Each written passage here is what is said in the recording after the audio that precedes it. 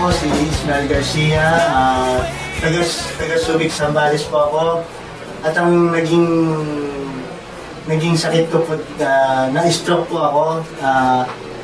Noong May 22, na-stroke po ako at naduling ko yung mata ko. Nawala na po ako ng pag-asa kasi sabi po ng doktor ko, bihira po ang gumabalik sa ganitong sitwasyon na natuling po ang mata. Kasi si Mrs. Stopper, inintroduce niya po sa amin ng Albeo. Ang sabi, nung nag-take po ako ng Albeo, ang laki po ng pagbabago. Dati po hindi ko nararanasan yung pagdighay, yung pag-utot, at yung pagdumi po, hindi po normal. Dati po, nung nag-take po ako ng Albeo, bumalik po yung normal na pagdumi ko, pag-ihi, tsaka yung pag-utot, pagdighay. So natuwa po ako kasi po nagkaroon ako ng pag-asa. So past 1 week, unti-unti po tumutuwid yung lakad ko at yung paningin ko.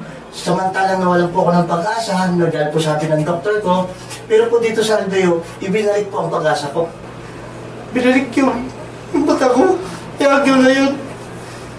Kaya po ngayon, tuwan-to yung nagkakaroon po ako ng emosyon kasi natuwa po ako.